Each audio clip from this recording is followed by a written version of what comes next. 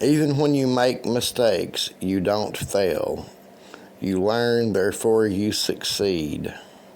So never quit learning.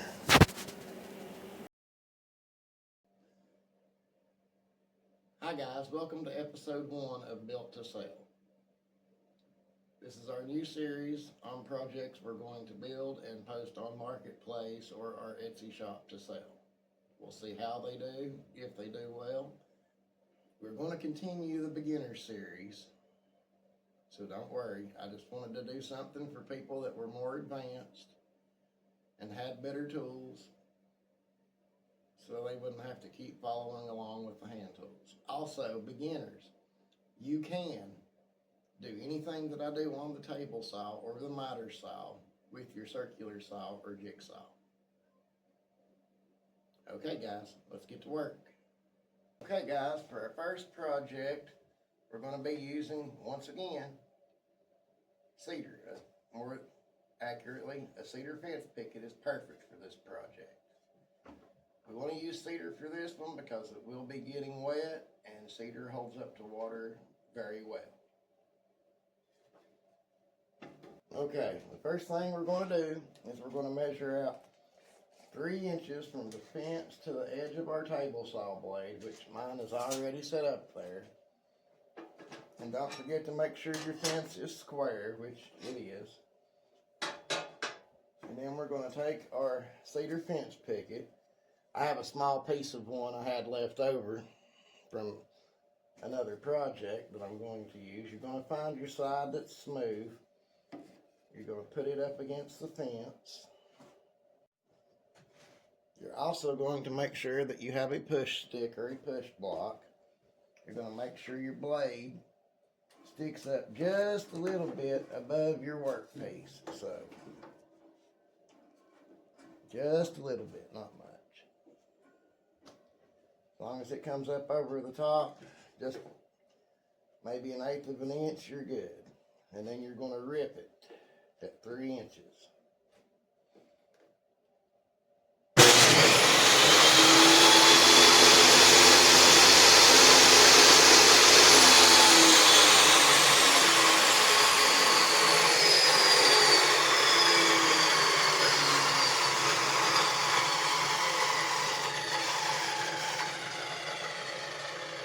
Before you cut, put on your safety glasses. Do not forget that.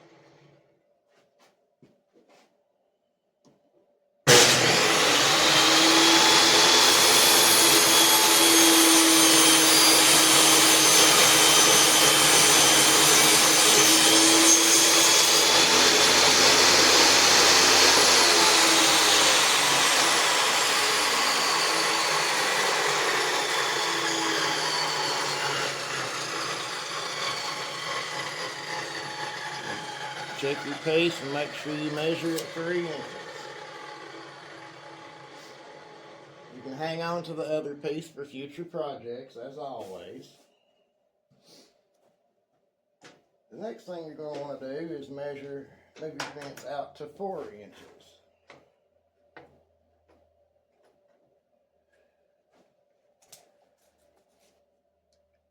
Measure from the edge of your fence to this edge of your blade.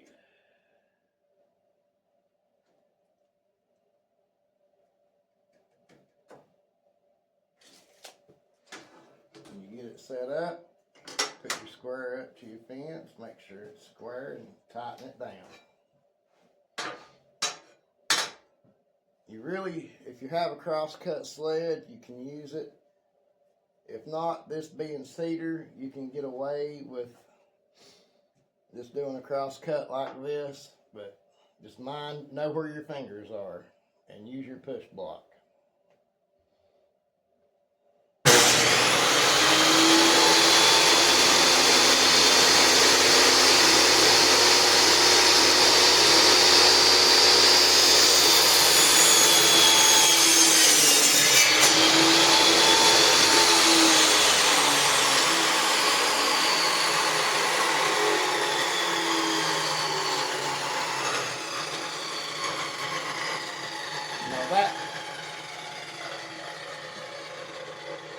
that was a good example of a kickback. It wasn't too bad, but I wanted you guys to see that to make sure that you know it can always happen, even when you're cutting something soft like cedar.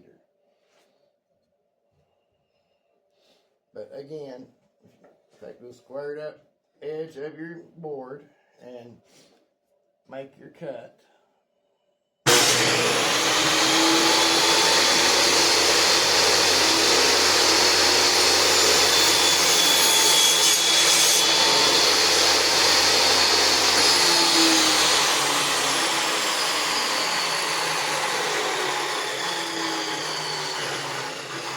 Set your measurement, 4 inches. Very good job.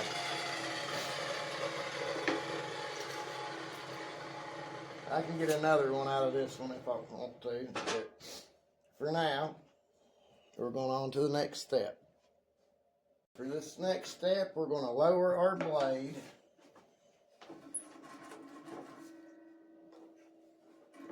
until it comes about halfway up the block, because we're only cutting part way through.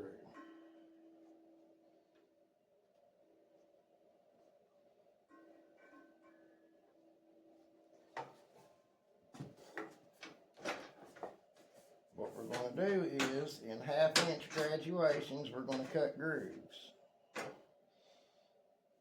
So move your fence to 0 and then to 1/2 inch. When you get to 1/2 inch, make sure it's square.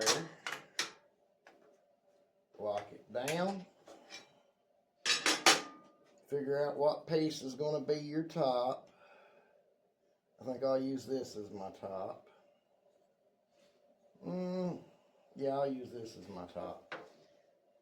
You're going to turn your saw on and run this across your blade. It only comes up halfway through, so it's not going to break all the way through, but still use your push block.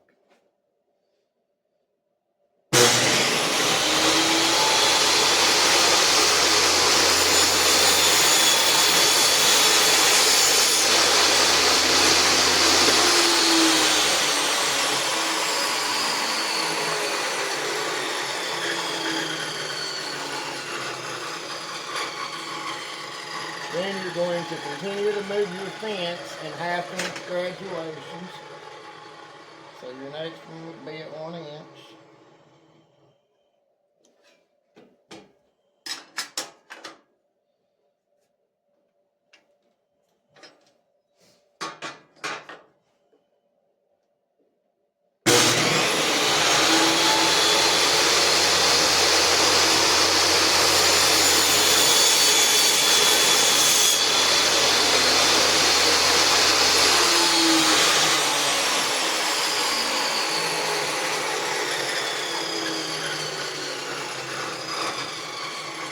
You can measure the spot between the grooves with a tape measure and see that it's a 1/2 inch. And you're going to do that all the way across. Keep moving over 1/2 inch and cutting a groove.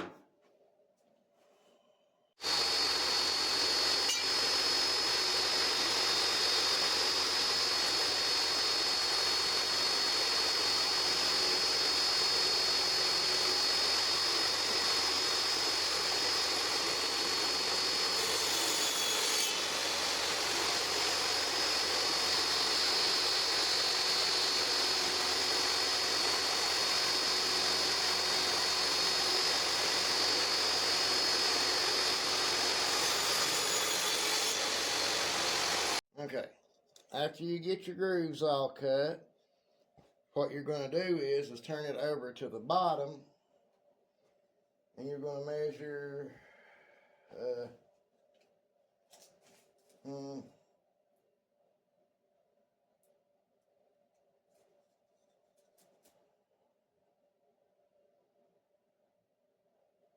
about 3/4 of an inch in. Just if you decided to go bigger than 3 inches, you're going to have to just eyeball it and figure out where you want it. But I think we'll go about 3/4 of an inch. So we'll set our fence at 3/4 of an inch.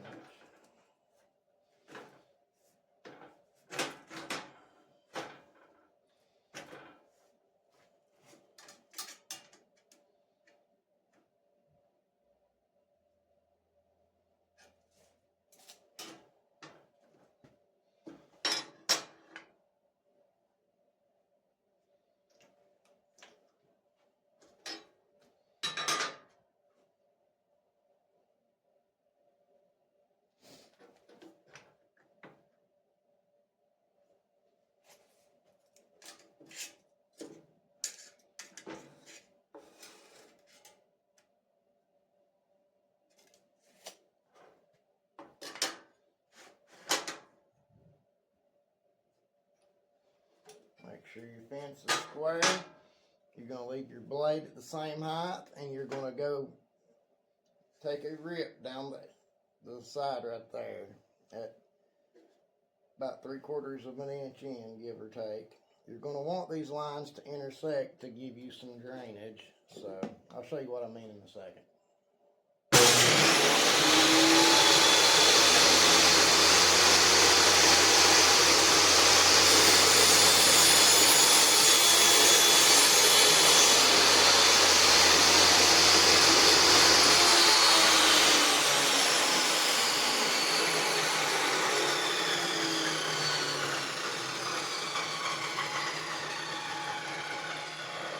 See how that makes little spaces there where the soap and water can drain through? Because that's what this is a soap holder. Just flip it around and now run it the other way, run the other side.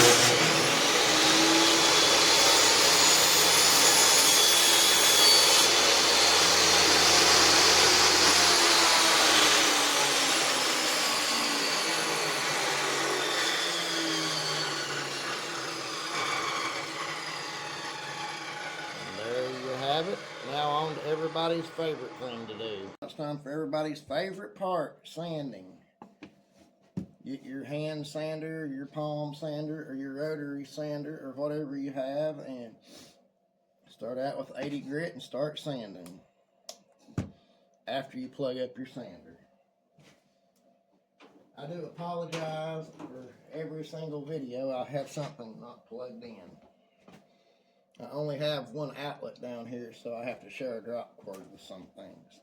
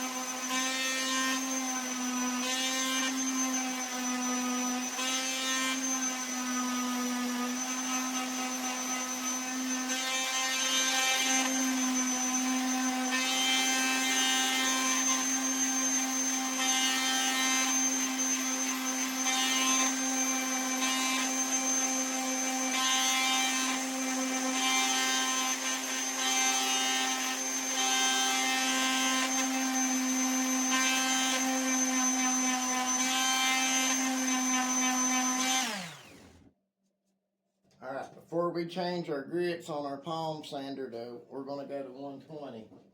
You could go to 150 if you wanted to. That would be fine also, but we're going to take a piece of 80 grit, fold it, and get in our grooves and just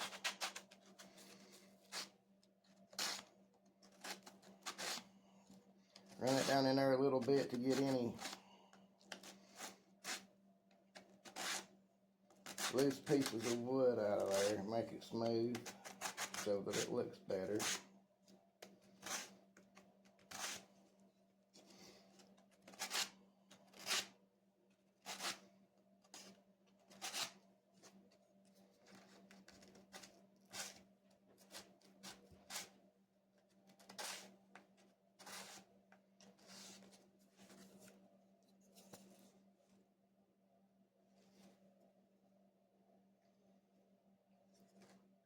Okay, yeah, that looks pretty clean in there. So go ahead and graduate on to your next step of sandpaper and sand again. I've been trying to decide how I want to finish this. I was going to stain it, but now I think we shall go with some Sugar Booger Bonbon. So get out your torch and start burning.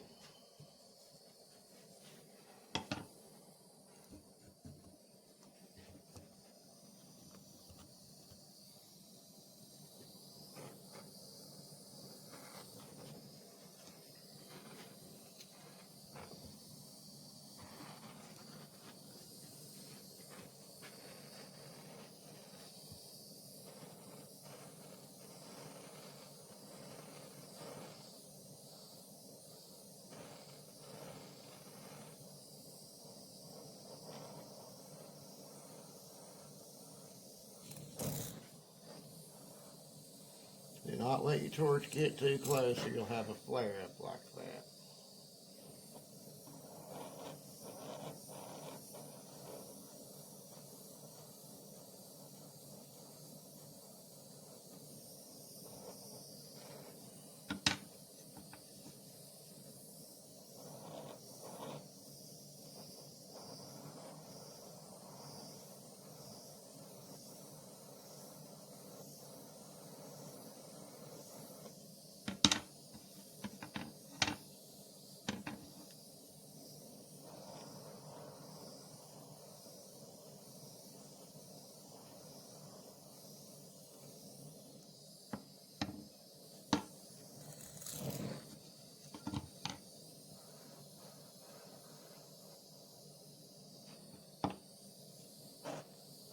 Don't forget about your edges. And burn it up. As you heat this up, you got to be a little bit careful. If you let it get too hot, it will bend. But I think that'll be okay because I think that'll help it hold the soap better. After you get it charred up nice, take you some sandpaper and just run over it and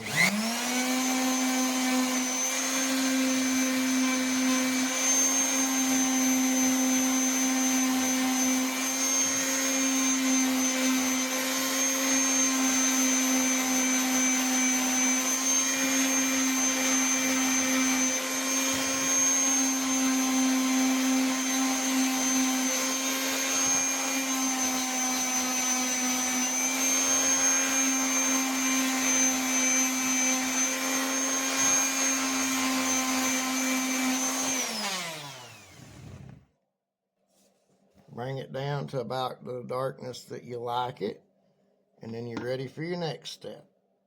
For our next step, we're going to cover our workbench, and we're going to use some spar urethane for this because it will be getting wet, so spar urethane helps protect against that. So, and look at how that looks when you spray it with that spar poly. That looks beautiful.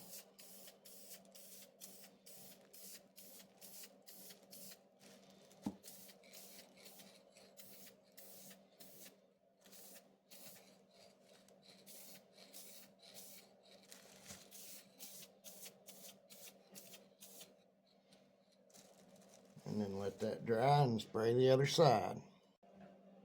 Okay guys, while that dries, I wanted to take a minute and remind you there's only 10 days till Christmas. If you procrastinate like I do and have not started building gifts for the people you're going to build gifts for, you are already behind. Get started now. You should have started a month ago. You don't want to be like I was last year and be in the shop on Christmas Eve trying to finish everything up in a hurry and everything blowing up in your face and going wrong. That is terrible. Trust me. But anyway, if you got any use out of this video, please like, subscribe, comment, and share. Now, let's look and see if these are dry yet. Okay, guys, everything's dry now. Let's go have a look. While the first one we made was drying, I went ahead and did a second and stained it so we could see what the difference would be in them. This is the one that we Sugar Booger Bonbon, and that's the one that was stained. I think they both look really, really great. Now for the real test.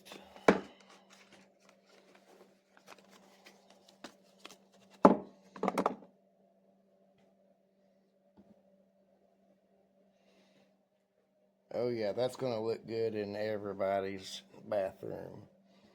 And so will that one. But that's what we have, 2 soap dishes.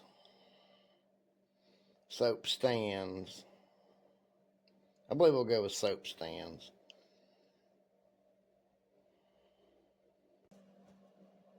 Okay guys, I will get my Etsy store set up and I will place these on there. I won't have a problem asking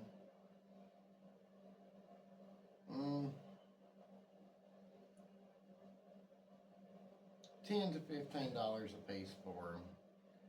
I'll probably price them at $15 with free shipping, and if nobody bites on it, I'll lower it down to $10 and see where it goes. You don't have to use cedar. I did because cedar holds up to wet weather very well. You could use, if you use a more expensive wood, adjust your price accordingly. If these sell by the next video, I will let you know how it went. If not, I will let you know that also. If you guys try this and have any sales, let me know. This is probably going to be more of a craft show type of deal than it's going to be an Etsy shop thing. And these are also great stocking stuffers for people, by the way, if you're looking for quick Christmas gifts. I think everybody will love these. I really do. Okay, guys, I'm John with Ricker Creations, as you know, if you've been here before. If not, you know now. Thank you for watching, and I will see you on the next video. You guys have a great night.